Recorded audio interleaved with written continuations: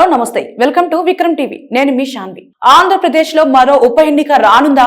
మొన్ననే కదా ఎలక్షన్స్ అయిపోయాయి, అప్పుడే ఉప ఎన్నిక ఏంటి అని ఆలోచిస్తున్నారా? ఆంధ్రప్రదేశ్ లో రాజకీయ రంగు మరోమారు పులుముకోనుందా అంటే అవుననే సమాధానం వస్తుంది రాజకీయ విశ్లేషకుల నుండి। ఆ వివరాలేంటో ఈ వీడియోలో చూద్దాం। ఆంధ్రప్రదేశ్ లో రాజకీయాలు శరవేగంగా మారుతున్నాయి। వైసీపీని వీడేందుకు మరికొందరు నేతలు సిద్ధమవుతున్నారు। అందులో రాజ్యసభ సభ్యుడు ఒకరు ఉన్నారని పెద్ద ఎత్తున ప్రచారం జరుగుతుంది। కొత్తగా ఏర్పడిన ప్రభుత్వంలో భాగస్వామి కావడానికి వైసీపీ నేతలు సిద్ధమవుతున్నారు। అయితే జగన్ కు అత్యంత నమ్మకంగా ఉన్న వాళ్లే పార్టీని వదిలి వెళుతున్నారన్న ప్రచారంతో పార్టీలో కలకలం రేగుతుంది। వైసీపీకి చెందిన రాజ్యసభ సభ్యుడు రాజ్యసభ పదవికి రాజీనామా చేయాలని షరతు విధించారు। ఆయన ఇటీవల హైదరాబాద్ లో టీడీపీ అధినేత చంద్రబాబు నాయుడును కలుసుకుని మంతనాలు జరిపినట్లు నియోజకవర్గంలో క్యాంపెయిన్ నడుస్తోంది। ఆయన ఎవరో కాదు, జగన్ కు అత్యంత నమ్మకస్తుడైన మోపిదేవి వెంకటరమణ। గత ఎన్నికల్లో తన కుటుంబానికి టికెట్ దక్కకపోవడంతో ఆయన అసంతృప్తితో ఉన్నారని చెబుతున్నారు। జగన్ కు తొలి నుంచి సన్నిహితుడిగా మోపిదేవి వెంకటరమణకు పేరుంది। ఆయన 2019 ఎన్నికల్లో రేపల్లె నుంచి పోటీ చేసి ఓటమి పాలైనప్పటికీ జగన్ ఎమ్మెల్సీని చేసి మంత్రిని చేశారు।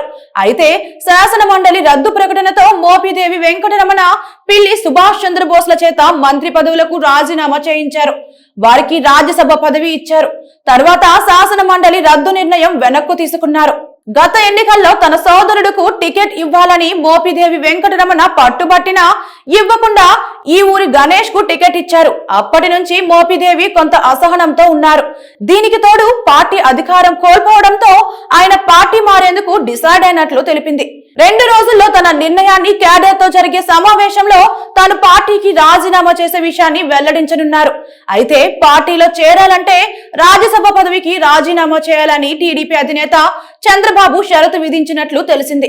అందుకు బదులుగా ఖాళీ అయ్యే ఎమ్మెల్సీ స్థానాన్ని ఇస్తామని హామీ ఇచ్చినట్లు పొలిటికల్ వర్గాల్లో చర్చ నడుస్తోంది। టీడీపీకి రాజ్యసభలో ఒక్క సభ్యుడు కూడా లేరు। దీంతో వైసీపీ రాజ్యసభ సభ్యులకు టీడీపీ గాలం వేస్తున్నట్లు కనబడుతుంది।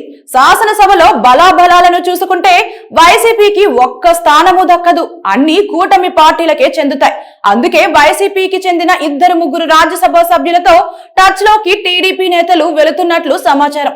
టీడీపీకి పెద్దల సభలో భాగస్వామ్యం లేకపోవడంతో వీలైనంత త్వరగా రాజ్యసభలో కనీసం 2-3 సభ్యులతోనైనా ఉండేలా చంద్రబాబు చర్యలు తీసుకుంటున్నట్లు చెబుతున్నారు। మరి మోపిదేవితో పాటు మరో 2 రాజ్యసభ సభ్యులు ఎవరన్న చర్చ కూడా ఇప్పుడు రాజకీయంగా జరుగుతుంది।